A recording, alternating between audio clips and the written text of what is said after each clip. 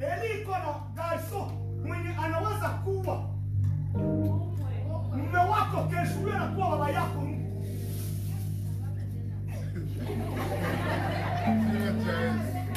Mcheze na mingine, msicheze na nyumba ya Mungu. Amen. Ile ni kweli, ile ni kweli.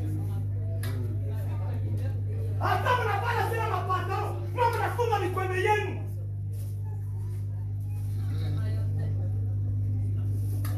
Amjaba tayari wenyewe wanasema kama mrefu.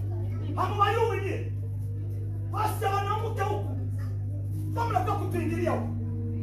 Asema mchungaji anakasirika liko mkiroho hapa, mwe ya yulu sana.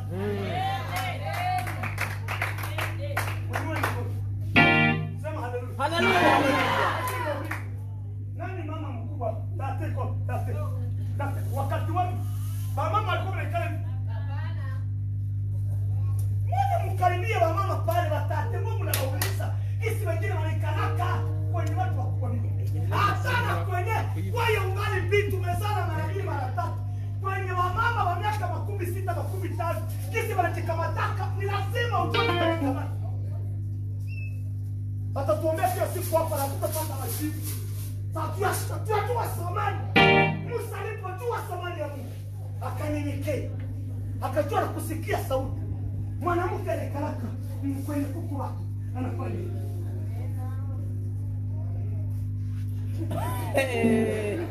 Umurora. Ago. Pengine.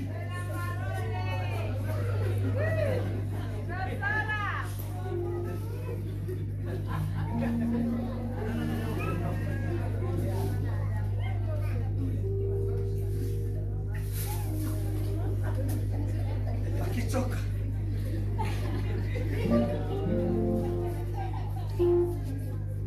Nataka niwaombe. Nipeke sura. Viongozi wa maombi, usikasirike. Mimi ni baba. Ndio. Minua mikono. Sema haleluya.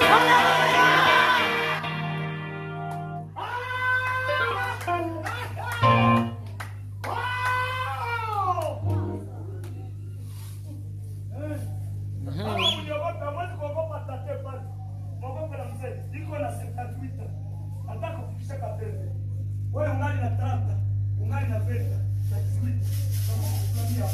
Asema huyo Mungu wako. Wewe Muislamu, roho yenyewe. Na mama anakwenda kwao, baba kwao. Ni hapa ninasema tu nataka niwaombe. Mwenyezi Mungu awapatie moyo wa kujua ibada ni nini. Mungu awapatie kujua na kuja kanisa hadi kwa. Unachia wengine utu. Akuimbie, akuombee. Unasema kuombee. Ni mapasta Eli. Baba mtuombee. Bakuombee. Piga makofi. Bakupiga mlonge itanyoroka hivi.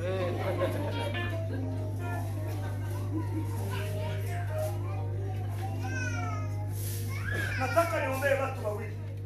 Mtu mwenye anataka Mungu ampatie mtu. Kwanza season hii yenyewe tumalize hii mwezi wa 3. Ulishapata mtu ambaye atakuja na utofauti ya maisha yako.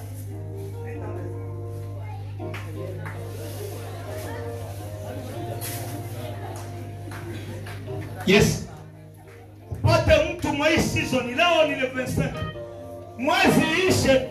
Nataka nikuombee na hii ombi usizarau. Mungu akupatie mtu mwenye atakuya na kadiri ya utofauti ya maisha ambayo unaishi ndani. Jambo la pili, nataka niombee mtu ambaye siku zenye zilipitaka zote kila mwezi anafataka